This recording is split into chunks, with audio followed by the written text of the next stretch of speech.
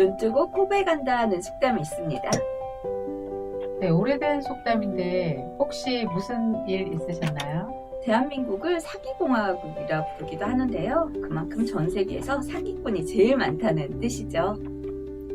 재작년인가 저도 사기를 당한 경험이 있어요.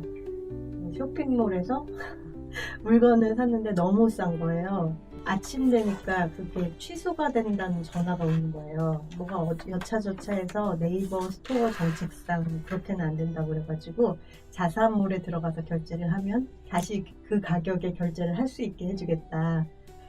얼른 자사몰에 가입을 하고 결제를 빨리 하고 잠을 자고 일어나 보니까 사기를 당한 것 같은 거예요. 그제서야 뭔가 느낌이 이상해가지고 쎄했구나. 들어가 보니까 정말 사업자 등록증이나 통신 판매업이나 전화번호 같은 게 없는 그냥 사기 사이트였더라고요. 그래서 굉장히 마음이 쓰라렸던 경험이 있습니다. 네, 그렇군요. 저도 최근에 메신저 사기를 당했는데 아이고, 예, 만져보지도 못한, 보지도 못한 어떤 기관을 사칭한 보이스피싱 조직에 송금해서 큰 돈을 날린 아픈 기억이 있습니다. 아, 요즘 정말 사기가 아주 기승을 부린다 그러죠. 제 조카도 그 컴퓨터를 인터넷으로 샀는데 못 받은 거예요. 컴퓨터가 안 오는 거에서 알고 봤더니 그게 이제 사기였던 거예요. 그런 일이 진짜 많더라고요. 아, 네. 달님 정말 힘든 시간 보냈겠어요. 네, 이렇게 해마다 늘고 있는 사기 범죄가 지난해에는 43만 건에 육박해서 역대 최대치를 기록했다고 합니다. 분기별 집계에서도 지난해 4분기 사기 범죄가 처음으로 11만 건을 넘어서면서 사기 범죄가 기승을 부리는 현실이 드러났다는 분석이 나옵니다. 네, 먹고 사는 문제, 먹사리즘이 힘드니 더 사기꾼들이 날뛰는 것 같아요. 그리고 우리나라에서 제일 형량이 적은 게 또 사기죄라고 하더라고요. 그게 또 큰 영향을 주지 않나 싶습니다. 일단 조금 들어갔다 나오면 되지 뭐 하는 그런 심리적인 거. 그러니까요. 그 솜방망이 처벌, 양형 기준에 경기 불안까지 더해져 사기 범죄가 갈수록 늘고 있네요. 네, 그러니까 경찰청에 따라도 지난해 국내 사기 범죄 발생 건수가 42만 9,949건으로 집계됐다고 해요. 직전에 최대치를 기록한 2023년보다도 약 24% 정도 폭증했다라고 합니다. 어마어마하네요. 제가 23%면. 당했을 때보다 어마어마하네요. 그만큼. 얼핏 계산해봐도 하루에 1178번 꼴. 어마어마한 범죄가 일어나고 있는 건데요. 특히 사기 범죄는 최근 들어서 빠르게 이렇게 증가한다고 하는데 실제로 크고 작은 사기에 휘말리는 시민도 갈수록 늘어나고 있죠. 네, 이렇게 먹고 살기 힘든데 사기까지 판을 치니까 자연스레 안녕하세요란 주제로 이번 글의 습 이야기 주제를 정해봤습니다. 여러분은 지금 안녕하세요. 글로 마음을 헤아리는 시간 달림입니다. 네, 제재입니다. 글의 숲 132회 방송으로 인사드립니다. 안녕하세요. 든든입니다. 사기당하지 말고 코 베이지 말고 살아요. 네, 사기 범죄를 얻을 수 있는 이득에 비해서 상대적으로 미약한 처벌 수준도 사기 범죄를 부추기는 요인으로 꼽힙니다. 좀 제대로 돌아가는 대한민국 되었으면 좋겠네요. 제재님, 오늘 어떤 책 들고 오셨나요? 자, 오늘 법정 스님의 무소유라는 책을 들고 왔습니다.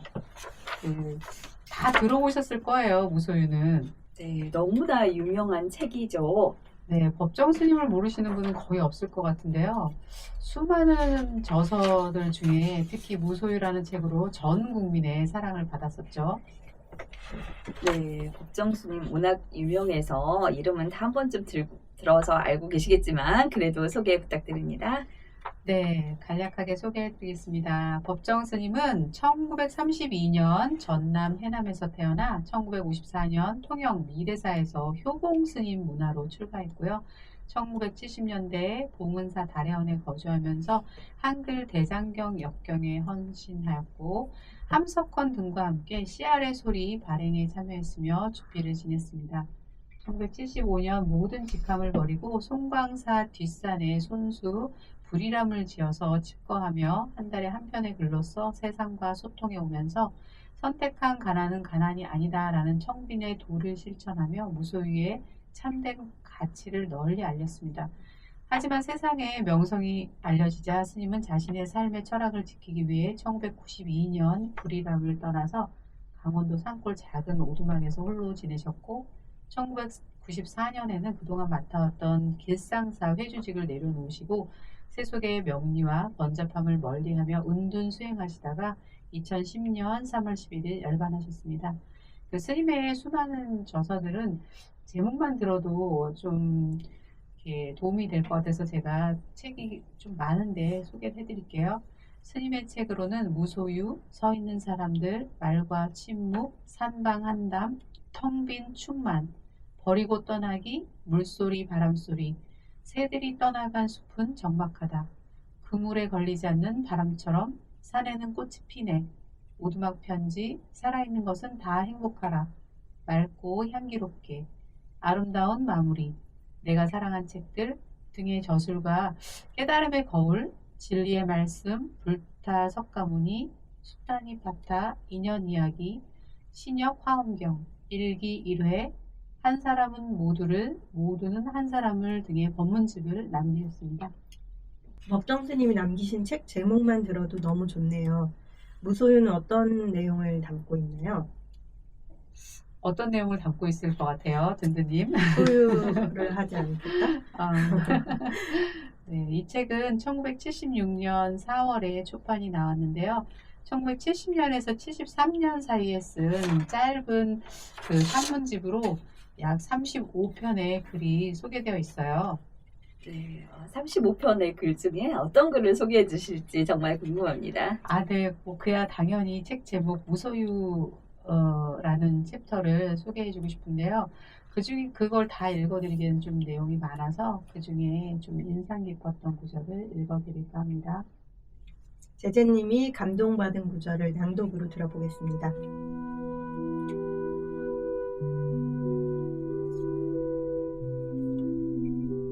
우리들이 필요에 의해서 물건을 갖게 되지만 때로는 그 물건 때문에 적잖이 마음이 쓰이게 된다. 그러니까 무엇인가를 갖는다는 것은 다른 한편 무엇인가에 얽매인다는 뜻이다. 필요에 따라 가졌던 것이 도리어 우리를 부자유하게 얽어맨다고 할 때 주객이 전도되어 우리는 가짐을 당하게 된다. 그러므로 많이 갖고 있다는 것은 흔히 자랑거리로 되어 있지만 그만큼 많이 얽혀 있다는 측면도 동시에 지니고 있다. 인간의 역사는 어떻게 보면 소유사처럼 느껴진다. 보다 많은 자기네 몫을 위해 끊임없이 싸우고 있다. 소유욕에는 한정도 없고 휴일도 없다. 그저 하나라도 더 많이 갖고자 하는 일념으로 출렁거리고 있다. 물건만으로는 성에 차지 않아 사람까지 소유하려 든다. 그 사람이 제 뜻대로 되지 않을 경우는 끔찍한 비극도 불사하면서 제 정신도 갖지 못한 처지에 남을 가지려 하는 것이다. 만약 인간의 역사가 소유사에서 무소유사로 그 방향을 바꾼다면 어떻게 될까? 아마 싸우는 일은 거의 없을 것이다. 주지 못해 싸운다는 말은 듣지 못했다. 크게 버리는 사람만이 크게 얻을 수 있다는 말이 있다. 물건으로 인해 마음을 상하고 있는 사람들에게는 한 번쯤 생각해 볼 말씀이다. 아무것도 갖지 않을 때 비로소 온 세상을 갖게 된다는 것은 무소유의 또 다른 의미이다.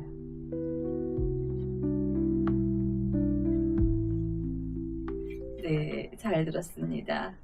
주지 못해 싸우지 못하는 사람은 없다라는 게 저는 가장 마음을 울리는데요. 특히 이 구절이 제재님의 마음에 와닿은 이유가 있을까요?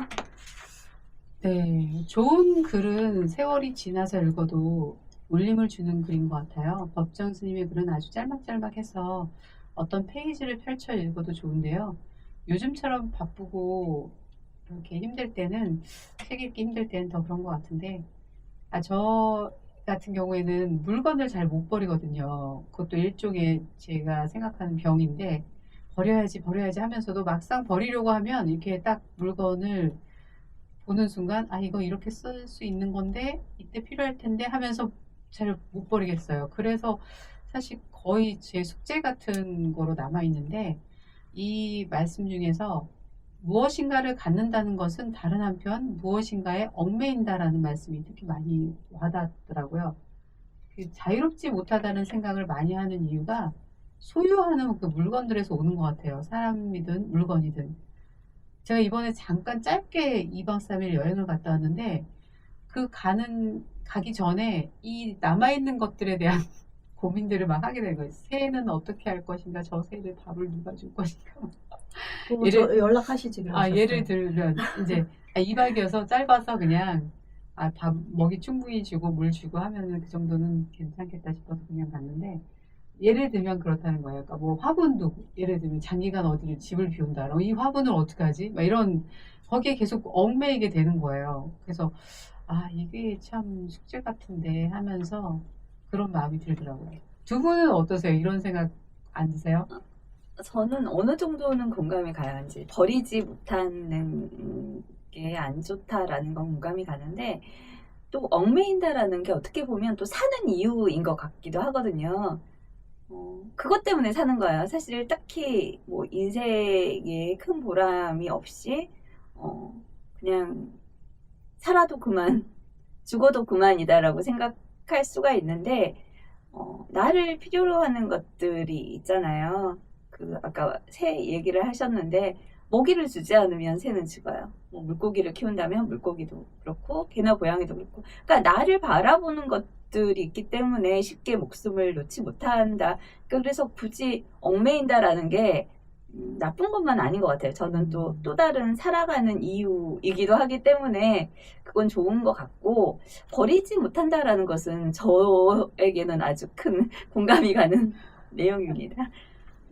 맞아요. 그 얽매인다는 것이 뭐 집착한다 뭐 이렇게 생각할 수도 있지만 어떤 면에서 보면 책임진다 이런 맞아요. 의미도 되기 책임감. 때문에 그거에 대한 내가 선택한 어떤 물건이나 어떤 애완동물이나 사람이나 사람이나 이런 부분에 대한 애정 어린 이제 관심 때문에 그거를 쉽게 잊지 못하는 그런 거라서 그게 나쁜 것 같지는 않지만, 내가 신경 쓰지 못하는 수준까지 그거를 갖고 있으려고 하는 것이 이제 욕심이겠죠. 내가 챙기고 그렇게 책임감 있게 대하지 못할 것이면 누군가 다른 사람이 책임을 지게 한다거나 아니면 그냥 내 손을 좀 떠나가게 손을 잡고 있지 말고 이렇게 놓으면 이 손으로 또 더 좋은 이제 소중한 것들한테 책임을 다하는데 더 쓸 수 있으니까 좋을 것 같습니다.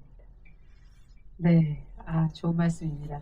나이를 먹을수록 사실 몸도 마음도 가벼워져야 하는데, 그래서 갖고 있는 걸 좀 내려놓아야 하는데 하면서도 쉽지 않더라고요.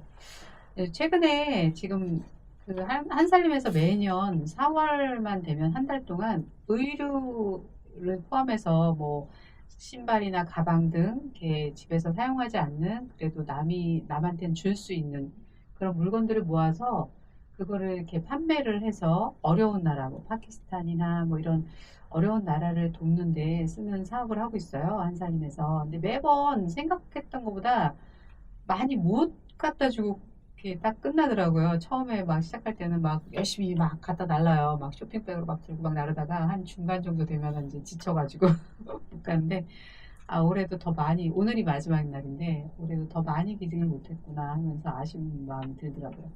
그런 거에 이렇게 네. 관심을 계속 기울이고 네, 계시군요. 전 적극적으로 참여를 하고 있어요. 저는 이제 한살림의 회원임에도 불구하고 몰랐는데, 오늘 이제 방송은 5월달에 나가겠지만 오늘 기준으로 4월 30일이거든요. 네. 마지막 날이라 좀 아쉽긴 하네요.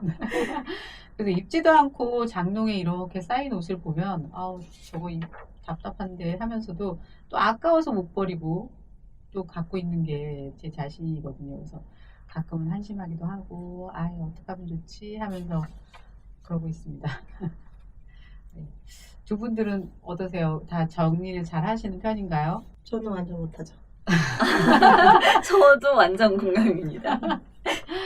네, 올해도 상반기가 다 지나가고 있는데요. 저처럼 마음이 무거운 분들이 있으시다면 이 책 무소유, 진정한 무소유란 무엇인가에 대해서 한번 생각해 보셨으면 하는 마음이 듭니다. 그리고 스님께서 하신 말씀 중에 되게 공감이 됐던 게, 우리가 살아있는 동안 둥근 달을 몇 번이나 볼 수 있을까?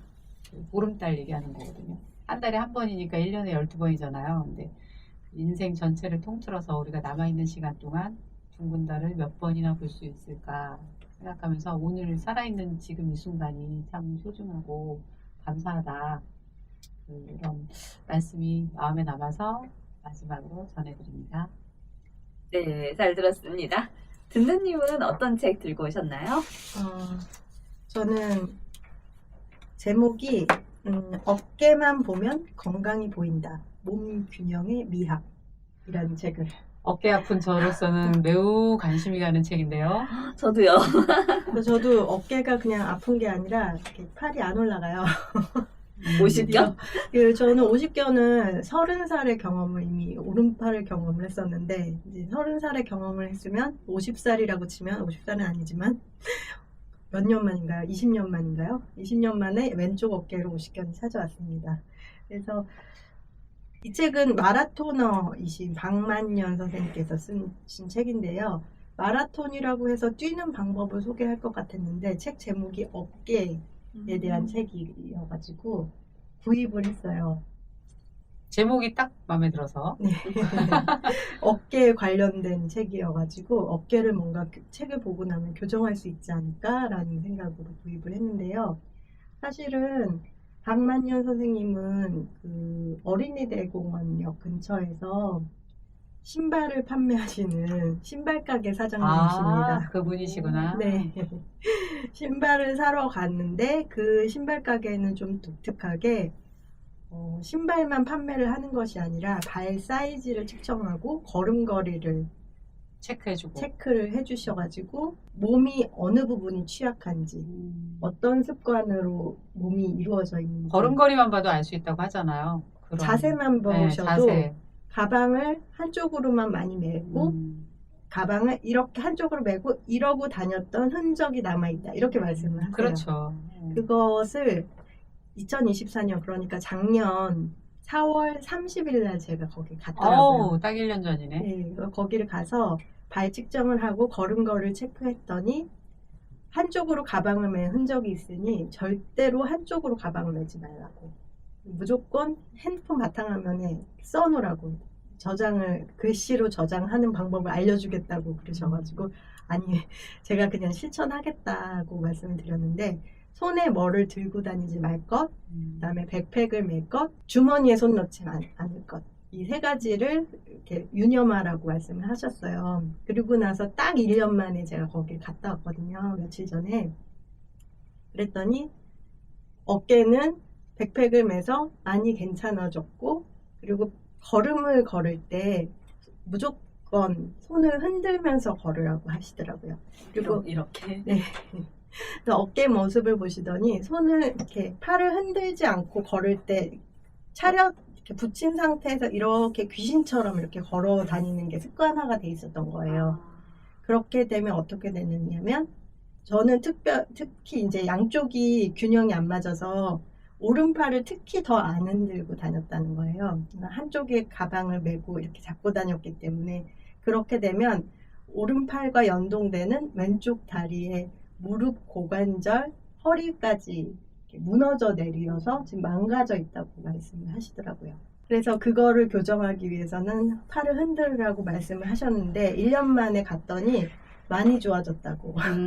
다행이네요. 네, 많이 팔 흔드는 거는 자연스럽게 걸어보세요라고 하는데 그냥 의식적으로 많이 흔들지 않고 걸었는데도 팔 흔드는 거는 이제 됐는데 그래도 오른쪽을 더 많이 흔드세요 라고 말을 하면서 테이핑을 해주시더라고요. 그 테이핑 요법을 하면 팔이 저절로 좀 잘 흔들려요. 특히 이제 오른쪽 손바닥에 왼쪽 손바닥에 뭘 붙여주셨는데 그러면 오른쪽이 더 많이 흔들리는 효과가 있더라고요. 근데 테이핑을 하지 않더라도 유념해서 걸음을 걸을 때 양손을 흔들면서 특히 뒤쪽으로 이렇게 많이 흔들면서 걸으면 확실히 좋은 것 같아요. 그리고 다양한 이제 신체를 교정할 수 있는 곧고 균형감 있게 교정할 수 있는 운동 방법, 아주 간단한 선 따라서 걷는 그 방법과 자세도 지도를 해주셨고 이 목 주위의 승모근이랑 이 뒷덜미가 있고 많이 이제 그러니까 잘 뭉치는 사람을 위해서 목하고 머리 스트레칭 방법도 알려주셨는데 그냥 정말 별것 아닌 것처럼 이렇게 해서 늘리는 거예요. 10초 늘리고 뭘 어떻게 이렇게 하라고 말씀하셨는데 정말 간단한 방법이지만 그걸 하는 것과 안 하는 것에는 큰 차이가 있을 것 같다는 생각이 들더라고요. 그래가지고 오늘부터는 좀 실천을 해보자 이렇게 생각을 하고 있습니다. 네. 제목이 어깨만 보면 건강해 보인다잖아요. 그러니까 또 부제가 몸 균형의 미학인데 어떤 어깨가 건강한 어깨인가요? 균형이 있고 네. 이렇게 라운드 숄더라고 하죠. 이렇게 말아 올리지 않고 등이 허리와 목이 이렇게 꼿꼿하게 서 있는 어깨가 좋은 자세의 어깨가 아닐까라고 생각을 하는데요. 제가 교정을 완벽하게 해내지 못했기 때문에 어깨가 지금 아프고 있는 거잖아요. 그래서 어떤 어깨라고 이렇게 잘 말씀을 드릴 수는 없지만 이 책을 읽으시면 바른 어깨에 대해서 설명되어 있는데 바른 어깨가 무엇이다라고 설명을 하기보다는 어떤 운동을 하면 좋은 그 자세를 만들 수 있고 그러니까 마라토너라면 좋은 기록을 낼 수 있는 몸이 된다 이런 식으로 그거 좀 알려주세요. 가볍게 말씀을 해주십니다. 여기에 방문을 하면 되게 대표적으로 알려주시는 운동이 있는데요. 어떤 직선의 그 선을 가상으로 그어도 되고 실제로 테이프를 이렇게 붙여서 그어도 되고 분필로 그어도 되고 그 선을 뒤꿈치가 먼저 착지하고 앞꿈치가 그 다음에 가는 상태로 일자로 걷는 거예요. 일자로 걸으면서 손은 이 골반 뼈 바로 이쪽에 이렇게 살짝 된 상태에서 팔꿈치를 뒤로 쫙 붙이고 그게 어렵겠는데.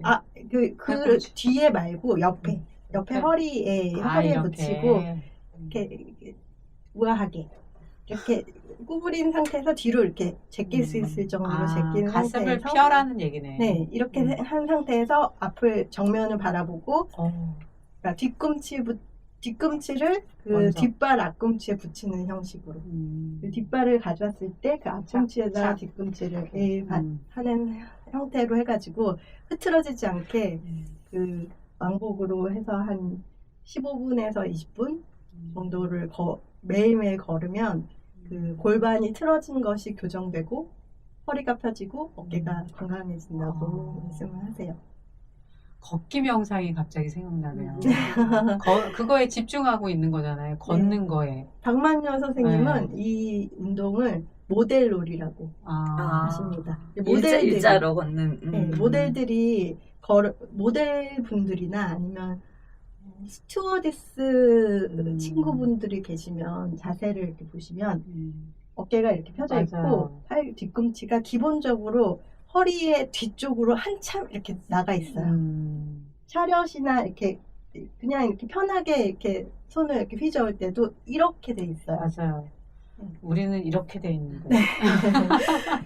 그 자세로 하면 이제 더 효율적인 일반 생활을 하고 걷고 움직이고 하는 거에도 효율적인 몸 구조로 인해서 많이 안 아프게 되는 현상이 일어나지 않을까. 우리가 어차피 모델은 아니기 때문에 모델의 우아한 행동 자체에는 또 하이힐을 신고 뭐 이렇게 하면 또 건강이 해칠 수 있지만 그것이 아니고 건강을 위한 모델놀이를 매일 15분?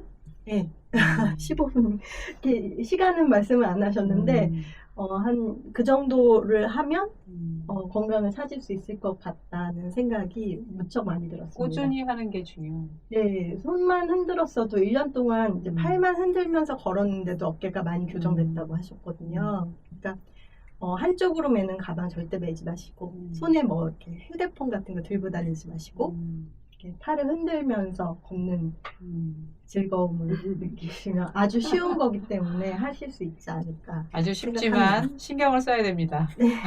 근데 정말 쉬워요. 그것만 하면 된다고 생각하니까 정말 쉽더라고요. 나이 들고는 백팩을 잘 안 매잖아요. 백팩이 있어야 되겠네. 네, 일부러 그래서 백팩을 항상 메고 다녔어요. 제가 항상 메고 다니는 가방이 있거든요. 거기다 모든 것을 집어넣고 제 도라에몽 가방이라고 부르거든요. 그 가방에 자동차 열쇠도 들어있고 모든 생활용품을 다 넣고 예, 다니는. 모든 이제 생활용품 필통이고 뭐 모든 것을 가위, 뭐 풀, 뭐 모든 것을 다 넣어놓고 자동차를 타러 갈 때는 열쇠를 꺼내지 않고 가방을 메고 가는 거죠. 이런 식으로 그냥 가방 생활을 많이 하고 있는데요. 아주 무거운 가방일 때는 백팩을 너무 많이 메는 것도 균형에는 안 좋다고 말씀을 하시더라고요. 그 선생님 말씀하시는 게 아니고 다른 분께서 말씀을 하셔가지고 제가 예전에 오십견 걸려서 치료받으러 다녔을 때 그 물리치료사가 계속 뒤로만 메고 다니시지 않냐고 가방을. 그래서 그렇다 그랬더니 계속 뒤로만 메면은 이쪽 어떤 근육을 이게 그 가방을 지탱하기 위해서 거기를 계속 당긴대요, 앞으로.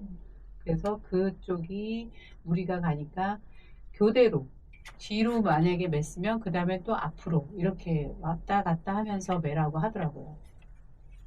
저는 또 궁금한 게 어깨가 잘 뭉치잖아요. 그걸 뭐 풀어주는 방법이나 안 뭉치게 뭐 하는 방법이 있을까요? 스트레칭이 제일 좋지 않아요? 네, 스트레칭? 그 목 스트레칭을 알려주셨는데 그 장면 영상으로 찍었는데 같이 한번 보실래요? 아, 그거 네, 아마 네. 올려도 될 거예요. 잠시만요. 네. 제 핸드폰이 어디 있죠? 있어요. 그래서 부드럽게 이 목비근을 늘리는 방법 안내할게요. 4가지 방법을 안내하고 머리 스트레칭도 같이 하겠습니다. 자, 첫 번째, 중요한 힘이 많이 있기 때문에 부드럽게 해야 돼요. 뒤로 젖혀서 옆으로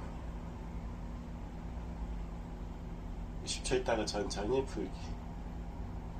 자, 뒤로 젖혀서 옆으로 10초 있다가 천천히 풀어주기. 자, 두 번째, 옆으로 젖혀서 턱끝을 사선으로 10초 있다가 천천히 풀기. 옆으로 젖혀서 사선으로 10초 있다가 천천히 풀어주기. 자, 세 번째, 곧바로 이렇게 해서 10초, 반대로 10초. 네 번째, 우리가 키가 크게 벌려면 어떻게 돼? 머리를 위로 쭉 올리죠? 이렇게 5초 멈췄다가 천천히 풀기. 다시 쭉 올려서 5초 천천히 풀어주고.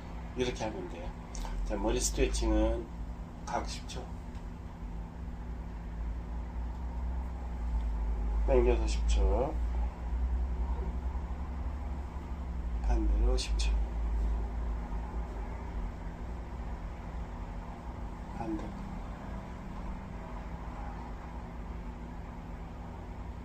네, 이렇게 하고 손가락 끝으로 머리 앞에서부터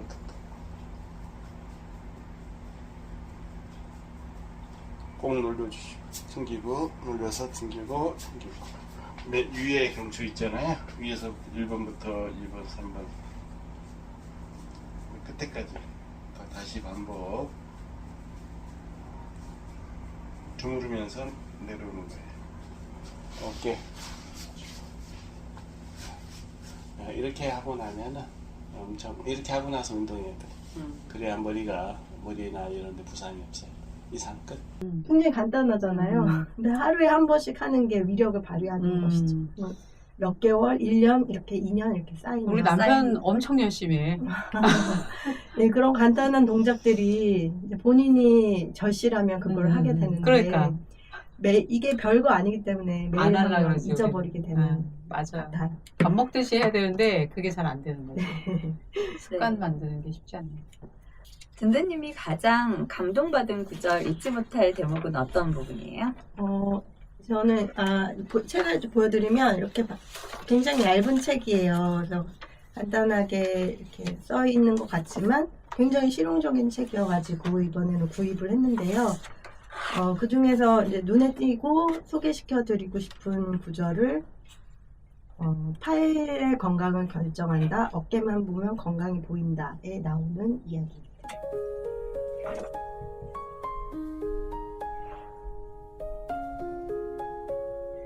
주머니에 손 안 넣기, 손에 아무것도 들지 않기, 가급적 백팩 매기, 한 손으로만 들고 다니지 않기, 한쪽 어깨로만 매지 않기, 팔 흔들며 걷기. 팔 균형이 맞지 않으면 몸 균형이 깨지고 몸 균형이 깨지면 당연히 몸 이곳저곳이 아픈 법. 건강을 위해서는 팔 균형을 바로잡아야 한다. 아래 습관을 실천하라. 주머니에 손 안 넣기, 손에 아무것도 들지 않기, 팩은 가급적 백팩으로 매기. 이 세 가지는 건강으로 가는 안전띠이다. 한편 팔은 몸의 핸들이다. 걸을 때 팔 흔들지 않는 것은 주행 중인 자동차 핸들을 방치하는 것과 같다. 사람의 어깨엔 그 사람의 습관이 드러나 있다. 좋은 습관으로 균형 잡힌 어깨, 얼마나 멋지고 아름다운가. 잘못된 습관으로 몸이 상했을 어깨의 흔적을 보면 안타까운 마음마저 든다. 허리 디스크 수술까지 했을 모습이 보이면 그 고통은 고스란히 아픔으로 나에게까지 전해져 온다. 안타까운 일이다.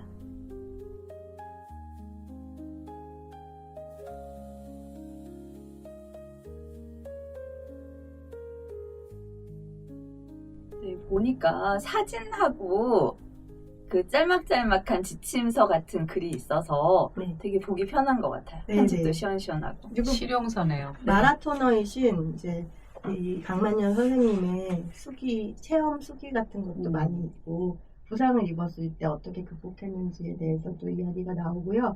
읽기 쉽게 정말 간단하게 읽을 수 있게 아주 카테고리를 잘 해놓으셨어요. 그래서 난독 중에 있을 때도 그냥 이렇게 슬슬슬슬 그 블로그를 읽듯이 읽으면 되는 거예요. 강만년 선생님의 말씀이 12년의 본인의 노하우를 이 짧은 책 한 권에 다 넣은 거기 압축해서 때문에 값이 있다.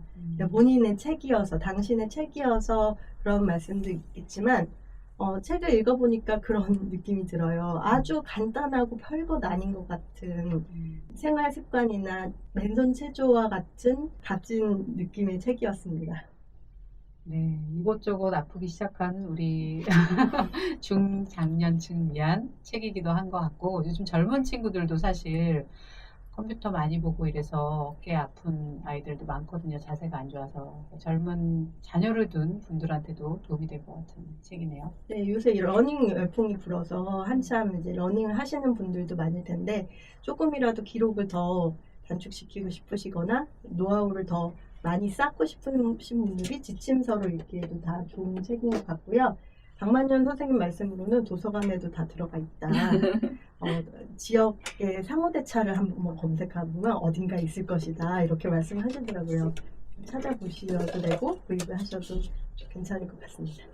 이렇게 걸으면 정말 100만 년 산다라고 들리기도 하는 것 같아요. 강만년 선생님이 네. 100만 년 사는 네. 방법을 그래서 어떤 치료보다도 그 어떤 이제 도수 치료라든가 어떤 고가의 어떤 치료보다도 내가 내 몸을 움직여가지고 몸을 풀 수 있으면 좋을 것 같다는 생각이 들어서 좀 결심을 하고 1년 만에 찾아간 길이었는데요. 아주 보람 있는 길이었습니다. 네, 잘 들었습니다. 네, 달님은 어떤 책 소개해 주실 건가요? 네, 제가 들고 온 책은 멋진 부제가 따로 있는 책이에요. 아직 행복을 기다리는 우리에게 곰돌이푸 행복한 일은 매일 있어 라는 글과 그림이 아름다운 행복 에세이입니다. 우리가 알고 있는 그 곰돌이 푸 말씀하시는 거죠? 네, 바로 예, 애니메이션. 이 책입니다. 맞습니다. 디즈니 애니메이션으로 유명한 이 푸의 메시지와 사파가 그려진 책인데요. 어떤 상황에서든 여유와 미소를 잊지 않는 곰돌이 푸를 기억하고 만나는 일은 반복되는 삶 속에서 무엇이 나를 행복하게 하는지를 잊어가는 우리에게 다시 한번 행복에 관한 희망과 의미를 되새기게 해줍니다. 네, 뭐 소개 글만 들어도 되게 행복해지는 느낌이 드는 책인데 이 책을 고른 이유가 있으신가요? 네, 최근에 제가 정말 힘든 일을 겪어서 마음도 몸도 무척 힘들었는데요. 이 진심 어린 말로 마음을 무장하게 시키는 이 풀을 만날 수 있기 때문인데 무엇보다 이 책은 힘들거나 스트레스가 클 때 편안하게 읽을 수 있는 책이에요. 바닥난 수준의 체력이라든지 정신력으로도 간단하고 쉽게 읽을 수 있는 책이라 불러봤습니다. 사실 프롤로그와 목차를 읽으면 내용은 다 읽는 셈입니다. 어떤 상황에서든 여유를 잊지 않는 푸와 친구들이 그려준 이 예쁜 그림을 넘겨보는 것만으로도 충분하다라는 생각이 드네요. 작가는 누구인가요? 네, 곰돌이 푸의 작가는 밀른입니다. 1956년 1월 31일 세상을 떠났는데요. 밀른이 곰돌이 푸를 쓸 당시 그의 아들 크리스토퍼는 5살이었대요. 크리스토퍼는 곰돌이 푸에 나오는 어린 남자아이의 이름이기도 합니다. 밀른의 외아들 크리스토퍼에게 이야기해줄 내용을 동화로 창작했기 때문인데요. 아기 곰 푸는 크리스토퍼가 가장 좋아하는 곰 인형이었고, 동화 속의 당나귀 이오르 역시 크리스토퍼가 아끼던 봉제 인형이 모델이었다고 합니다. 그뿐이 아니에요. 제1차 세계대전에 종군했던 캐나다 병사 헤카 콜번이 귀국하면서 흑곰 한 마리를 런던 동물원에 기증했는데요. 온이라는 이름의 이 곰을 크리스토퍼가 아주 좋아했다고 합니다. 사냥꾼으로부터 산 흑곰을 병영 안에서 키웠던 병사의 선행이 이어져서 세계인의 마음을 울리는 아기곰 푸로 환생한 겁니다. 그런 이야기가 밑바탕에 깔려 있었군요. 실제로 달님은 곰돌이 푸 같은 캐릭터 좋아하시나요?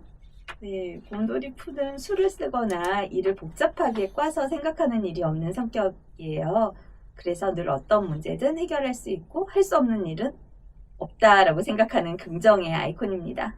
약삭 발음과 거리가 먼 것도 마음에 들고 평온한 심성과 해맑은 모습에 편안함을 느낄 수 있어서 좋아합니다. 네, 평온한 심성과 해맑은 모습에 편안함을 누구나 느낄 수 있었으면 좋겠습니다. 네, 푸의 삶의 방식을 듣다 보니까 이렇게 자기 삶의 방식은 스스로 정한다라고 말한 19세기 독일 철학자 니체의 생각과 비슷하다는 생각도 드는데요. 네, 맞아요. 이 책은 행복에 대한 니체의 정신이 담긴 명언을 뽑아서 푸의 목소리로 말하고 있습니다. 말을 걸듯 조곤조곤한 메시지를 읽다 보면 우리에게도 긍정적인 에너지를 주고 있는 것 같아요. 누구나 행복해지고 싶다고 합니다. 하지만 누구나 행복해질 수 있는 건 아니죠. 자꾸 내게만 우울한 일이 생기는 것 같고 행복이란 도저히 닿을 것 같지 않을 때 이 책을 추천해요. 저는 소확행이라는 단어가 떠오르네요. 작지만 확실한 행복의 줄임말 소확행을 푸는 말하고 있는 것 같아요. 네, 계속되는 저성장과 또 도무지 나아질 기미가 보이지 않는 물가 폭등까지 우리들의 삶은 하루가 다르게 더 팍팍해져만 가고 있습니다. 사실 치열하게 달려왔고 분명 열심히는 살아왔는데 정작 이룬 것도 해결된 것도 하나 없어서 허탈한 기분이 들 때가 많은데요. 꿈꾸는 것조차 사치로 느껴지는 시대에서 나의 마음을 토닥여주는 따뜻한 위로가 그리운 시간입니다. 곰돌이 푸 행복한 일은 매일 있어는 곰돌이 푸가 전해주는 행복의 메시지들이 그림과 함께 담겨 있어서 마치 이런 어른들을 위한 동화책을 읽는 느낌을 줘요. 반복되는 삶 속에서 무엇이 나를 행복하게 하는지를 알려주는 듯하네요. 네, 이 책은 인생에 대한 다양한 내용으로 공감을 이끌어냈는데요. 행복의 기준이 뭔지, 힘든 인간관계, 떨어지는 자존감, 상대방과의 오해, 차별과 편견 등 수많은 고민들을 다루고 있어요. 혼자 살아가는 삶이 아니니까 생기는 일로 복잡한 독자의 마음을 꿰뚫고 있는 것 같아요. 네, 단순한 그림책이 아니라 철학서 같은 그런 느낌이 드는데요. 그렇다면 고민에 대한 실질적인 해결 방안도 제시해주고 있나요? 해결책은요. 기대하지 않는 법, 깊게 생각하지 않는 법 등이 있어요. 해답을 내려놓는 게 해법이라니 조금 생소하시죠? 하지만 좀 깊이 생각해도 해결되는 문제가 아니라면 그냥 내려놓는 것도 나를 위한 인생을 사는 방법이지 않을까 하는 생각도 해봤습니다. 그러면 달님이 가장 감동받은 구절, 잊지 못할 대목은 어떤 부분인가요? 네, 아주 짤막짤막한 구절이라 몇 개의 구절을 연달아 소개해드리겠습니다. 먼저 들려드릴 내용은 지금의 나에게 전해주고 싶은 위로의 메시지이고요. 마지막으로 낭독할 대목은 나를 사랑하는 사람들과 같이 새겨보고 싶은 행복에 대한 메시지입니다. 네, 달님이 가장 감동받은 구절, 잊지 못할 대목을 낭독으로 들어보겠습니다.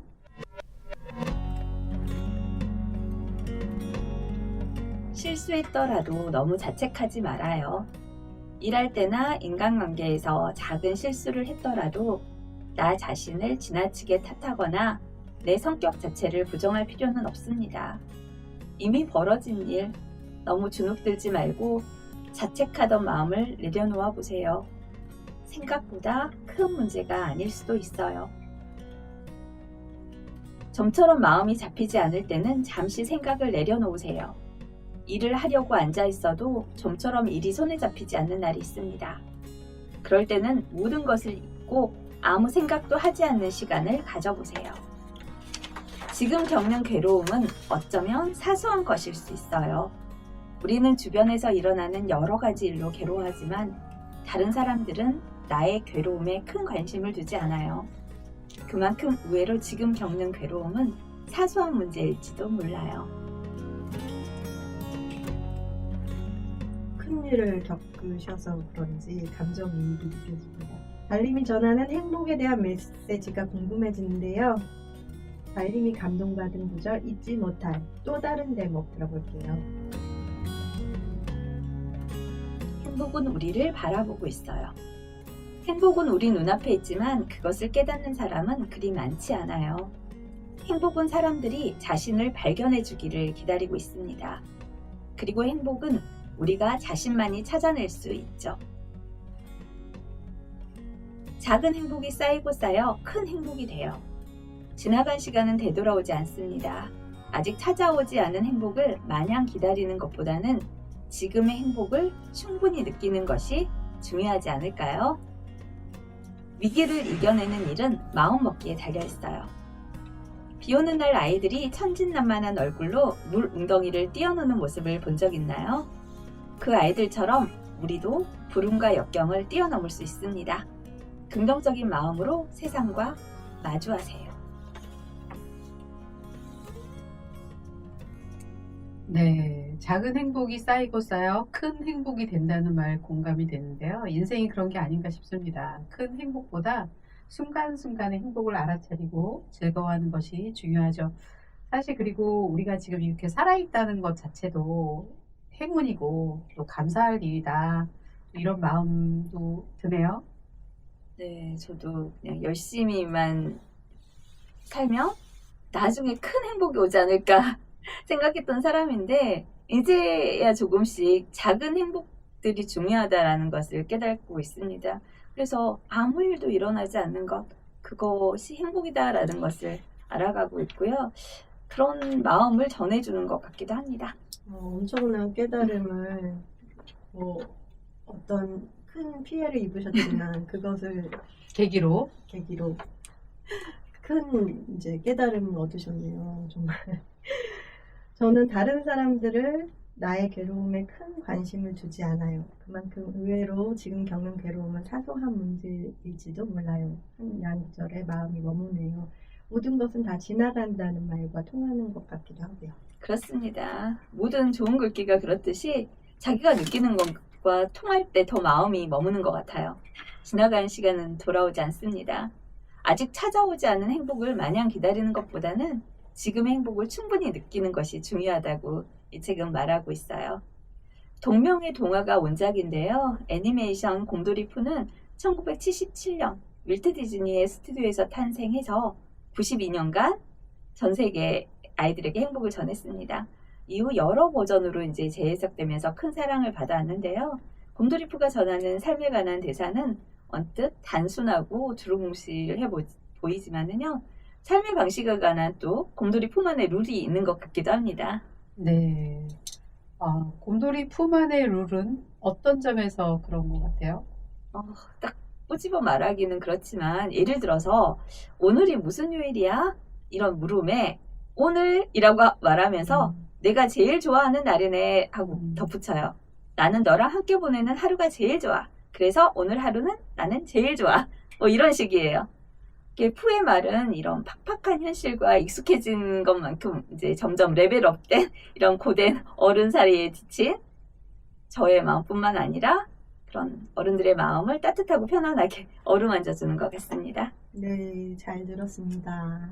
네, 은미의 서재에 잠깐 다녀올 텐데요. 이번에는 발상의 전환으로 새로운 지혜를 전하는 전래동화 한 편을 소개한다고 합니다.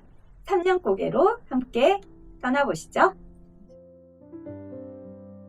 안녕하세요. 주변의 모든 것이 푸릇푸릇한 봄 4월 은미의 서재의 고은미입니다. 오늘은 아주 짧고 재미있는 전래동화를 한 편 준비해 왔는데요. 이 책을 통해서 생각의 전환, 역발상에 대해서 이야기해 보려고 해요. 이야기 속 동화에 나오는 삼년고개는 마을 사람들에게 매우 유명한 곳이에요. 이 고개에서 넘어지면 3년밖에 못 산다고 해서 삼년고개라는 이름이 붙여진 곳이지요. 오늘의 주인공 할아버지가 삼년고개를 넘어가다 그만 돌뿌리에 걸려 넘어지면서 이야기는 시작되는데요. 과연 할아버지는 어떻게 됐을까요? 궁금하시죠? 이 다음 이야기는 동화를 통해서 들려드릴게요. 제목 3년고개.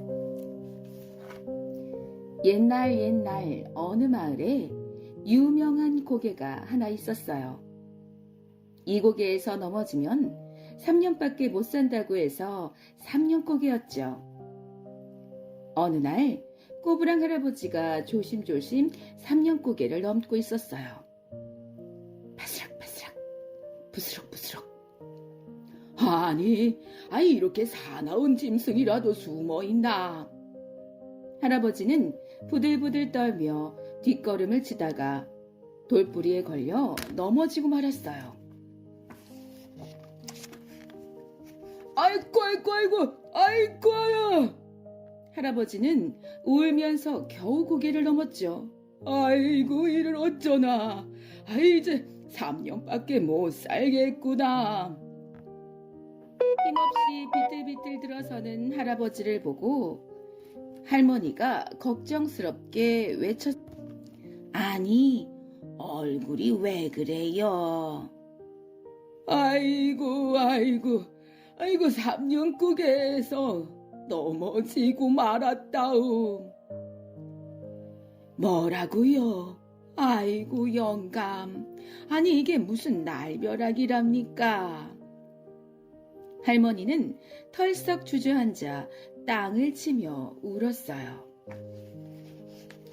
세월이 흘러 어느새 3년이 다 되었죠. 그동안 한숨만 쉬던 할아버지는 시름시름 앓더니 마침내 몸져 눕고 말았어요. 이 이야기를 들은 건넌마을 의원들은 모두 할아버지에게 허겁지겁 달려왔죠. 그리고는 모두 자신의 의술이 뛰어난 것을 뽐내기 시작했어요. 침을 놓고 뜸을 뜨고 온갖 약을 지어주며 치료를 한다고 날마다 찾아왔죠.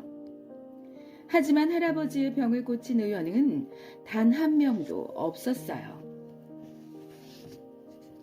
그러던 어느 날 어린 손자가 찾아왔어요. 할아버지, 어쩌다가 병이 나신 거예요? 아이고, 글쎄 이 할아비가 3년고개에서 넘어졌는데, 그럼 3년밖에 못 산다지 뭐냐. 손자가 골똘히 생각하더니 무릎을 딱 치며 말했어요. 할아버지, 그럼 저랑 3년고개 같이 가요. 빨리요. 뭐라고? 아니, 그 무서운 데를 또 가자는 말이냐? 에이, 할아버지, 한 번 넘어지면 3년이죠. 그럼 2번 넘어지면 6년, 3번 넘어지면 9년, 4번 넘어지면 12년. 손자의 말에 할아버지는 정신이 번쩍 들었어요. 할아버지는 벌떡 일어나 3년고개로 갔죠. 얘야, 이제부터 넘어질 테니 너는 수를 세거라. 할아버지가 넘어질 때마다 손자는 큰 소리로 말했어요.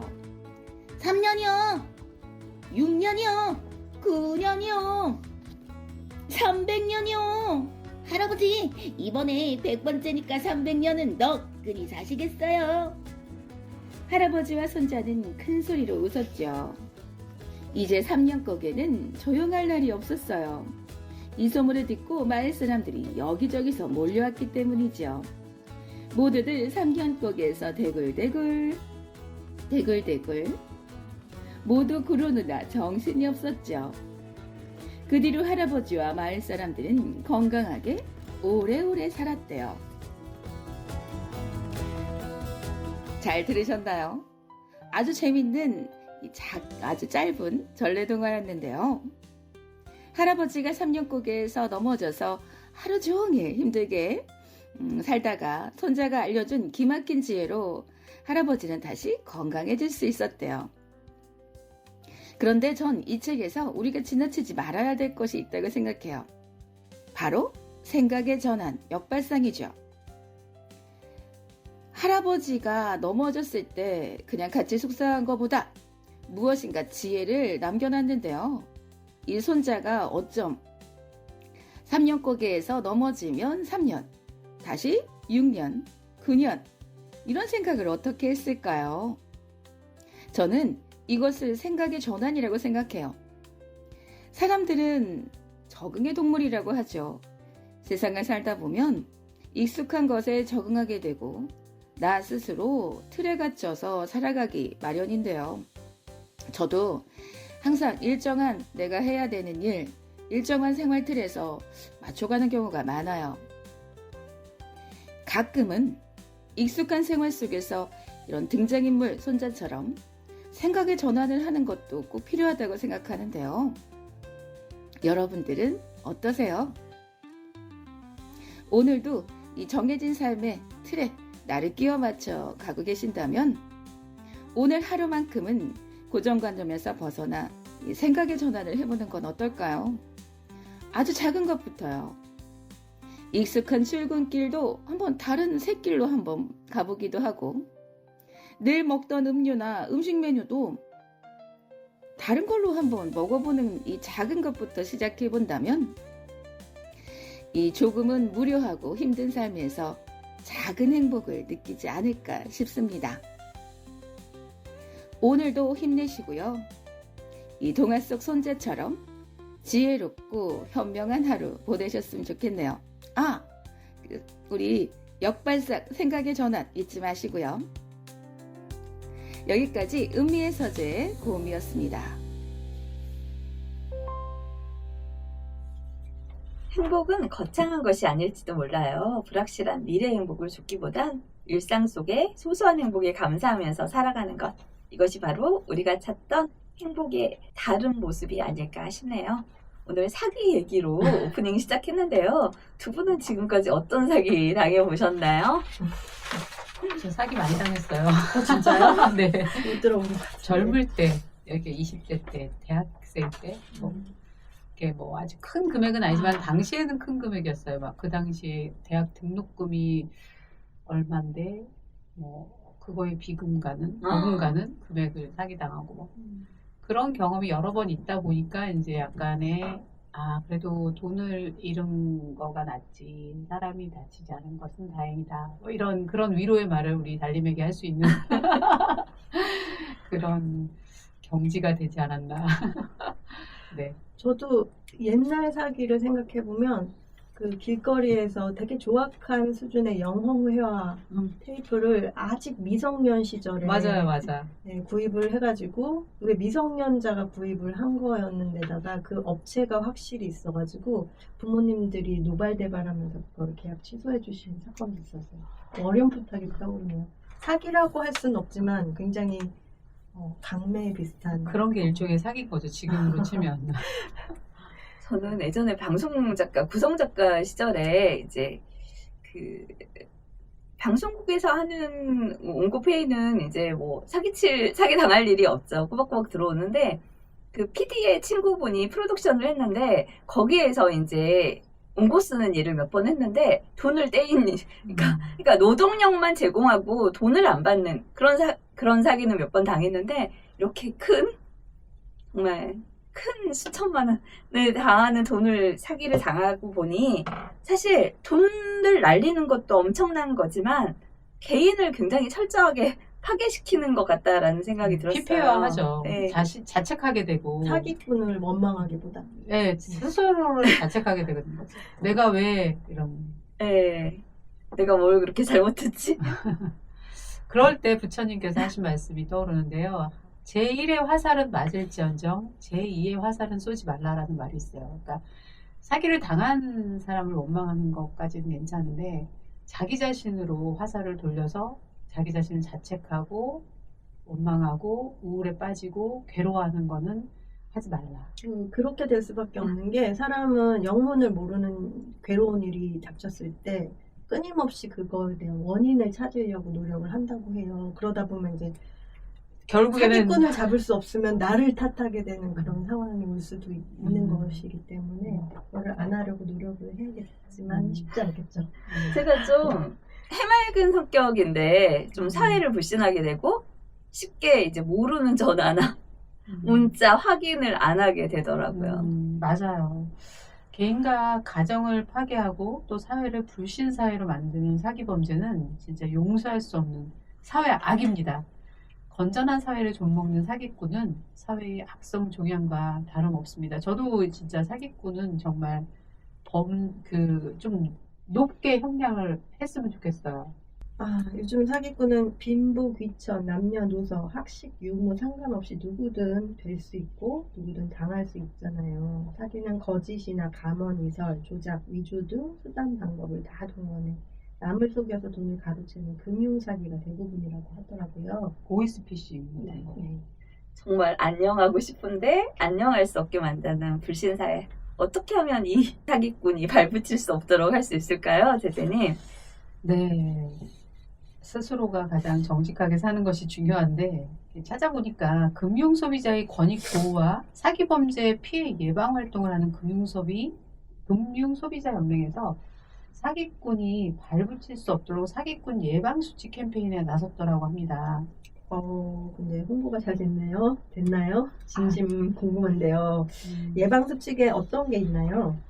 네, 금융투자 사기 피해 예방 3대 수칙만 기억해도 투자 사기를 예방할 수 있다고 하는데요. 첫 번째는 투자 유인 전화, 문자 메시지, SNS, 메신저는 100% 사기입니다.